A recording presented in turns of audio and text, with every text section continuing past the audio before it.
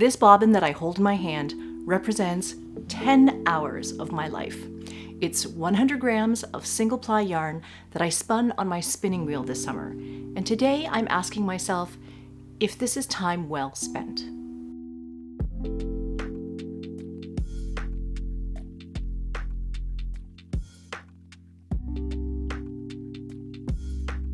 Hey there, welcome to the SweetGeorgia channel. I am Felicia from SweetGeorgia, and today I want to reflect a little bit on the idea of making time to make things and share a few important lessons that I have learned from this past summer of making things. Now, as we get closer to September and the start of school for the kids, I've been thinking a lot about this question that you always get asked at the beginning of school. What did you do this summer? I think about how Tour de Fleece started on June 29th, and between June 29th and August 22nd, when I'm filming this, nearly 2 months, I could not dedicate more than 10 hours to spinning. And so all I have so far is this bobbin of single ply yarn. And looking at all the amazing members of our School of SweetGeorgia and our community members on the SweetGeorgia Discord channel, I am seeing all these gorgeous finished hand-spun skeins that people have spun during Tour de Fleece. Spinners have completed multiple skeins, pounds of fiber, spin color blending, mixing, making roll-ags, making gradient yarns, fractal yarns, everything.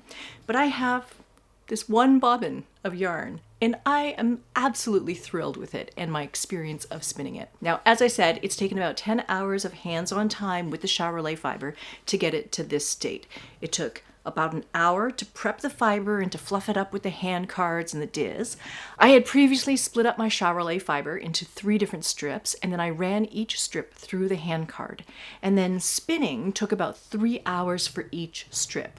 I spun it all with a short backward draft in order to incorporate some air and make the singles a little bit more lofty and airy, but still thin. This means that it took about 9 hours to spin 100 grams of fiber, and it'll still take me probably another 30 to 45 minutes to rewind all of the singles to 3 separate storage bobbins, and then take probably at least another 90 minutes to ply it into 3-ply yarn. Of course, your speed or your spinning speed may be different, but for me it means that it would take probably a full 12 hours from fiber to hand-spun yarn, and that's not even counting time for wet finishing the yarn.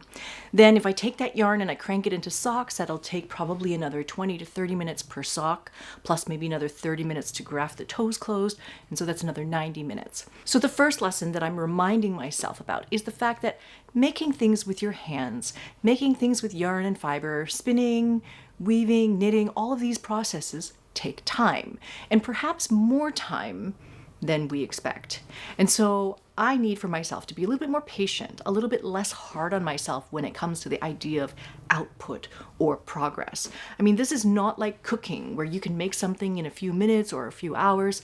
This is textiles where you're making things over days, weeks, and months. The timeline is just longer, and I need to remember that. The second lesson in here is the idea that if the timeline for making textiles is longer, is it worth it? Why do we do it if it takes so long? And we spend a lot of time talking about the importance of making time to make things on this channel. Making time to make things is important because as someone who loves crafts and yarn and fiber, I get a kind of fulfillment from the process of working with my hands. I feel creatively fulfilled, sustained, and like my entire being is expressed in every motion of making. So every inch of yarn that I'm spinning, every stitch that I knit, every weft pick that I throw with a shuttle, I feel like I am more and more myself. Making things is just part of who I am, and if I don't get time to make things, I feel disconnected from what it means to feel alive. I know that sounds very heavy and very intense, but it's honestly how I feel. And so those times when I think back, those times in my life where I've lost interest in making things, is typically because that's when I've been the most sad or the most stressed or the most depressed. Making stuff just brings me joy. And it might not for everyone, but this is how it is for me. So if you ask me if it's worth it, if it's worth the time, it is for me, because making things with yarn and fiber makes me feel like I am who I am meant to be. Lesson number 3 for me is about how we spend time in this season of life. Now, time is a kind of currency. It is a precious, limited resource, and it matters how we spend it. Time could be spent at work, or it could be spent with your family, or it could be spent scrolling social media, or sitting at your spinning wheel, or knitting, or however you want to spend your time. No matter where I choose to allot my time, it will eventually run out. And so it matters to me how I spend that time. But carving out time for making is tricky. Now, we've talked about this before, but like you, I am not just one thing. I have roles and responsibilities like every other human on the planet. I'm a wife, I'm a mom, I'm a business owner and an employer, a volunteer and a friend and a daughter and a sister, and just so on and so on and so on. And so like you, I have to divide my time across all these roles and responsibilities. There's a quote by Annie Dillard that says, "How we spend our days is how we spend our lives. What we do with this hour and that one is what we're doing." So how do I spend my days? I recently did the exercise where I wrote out all of my roles and responsibilities that I have both to myself and to others. And I looked at, where am I spending time in this season of life? A lot of it is on writing and creating new teaching content for the School of SweetGeorgia, but a significant chunk of it is with my family, with my husband, my kids, as well as doing a lot of cooking and cleaning and driving, a lot of driving. I have pretty much zero time for margin or personal time to myself at this time of life, and it's just how it is. And looking at the big picture of my roles and responsibilities, I know that these are important things in my life that also bring me joy and also make me feel like life is worth living. So I look at each of these roles and I ask myself, am I doing enough in this area? Am I doing the things that I need to do here? Where am I falling down? Where do I need to spend more time and attention? And right now I dedicate more time to my family because my kids are still pretty young and I want to soak up every little bit of time with them. And so I spend less time now on my own making. I know that later when they're older, I will probably have more time to myself and maybe more time for making things.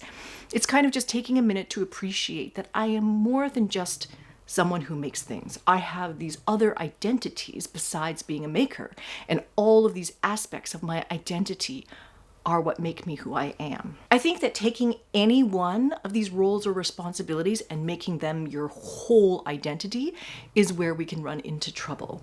So I think it's important to recognize and respect and appreciate that you are this multifaceted, marvelous person who loves many different things and is many different things. The collection of all these things is what makes you unique and special.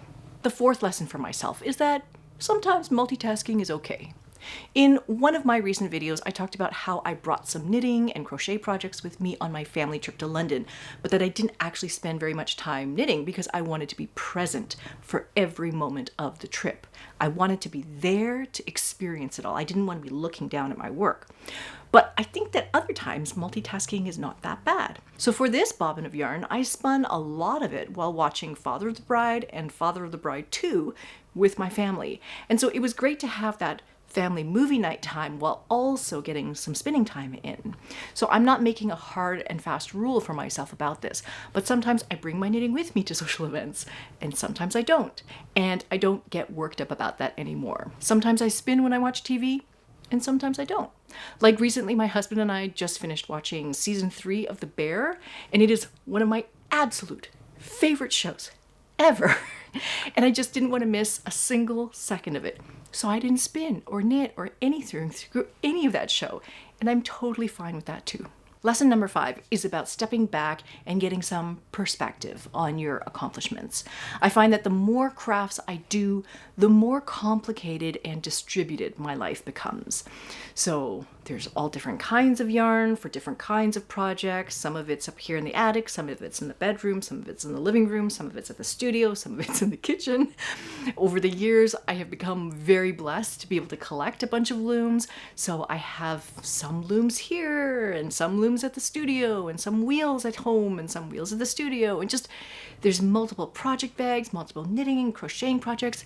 And so sometimes it does feel like there's just stuff everywhere. And I think when I physically collect it all together into a pile, or I even sort of write down a list of all the things that I've been making, I realize that I've actually made more than I think I have. So since the start of the Tour de Fleece time, besides spinning the bobbin of Charollais, I've also warped and dressed multiple looms. I have woven tons of yardage. I have finished crocheting 36 granny squares, and I've been knitting on multiple sweaters. And so for sure, if I spent all of that making time on one single project, then I would be done by now. But this is the life of being a multi-craftual maker. I know that I spread my time across multiple crafts and multiple projects, and I'm okay with that. So this past summer, I met a painter on Pender Island who talked to me about how she starts about 30 different canvases, and then she works on all of them, switching between each one. And eventually she gets all 30 done, and then she has a collection.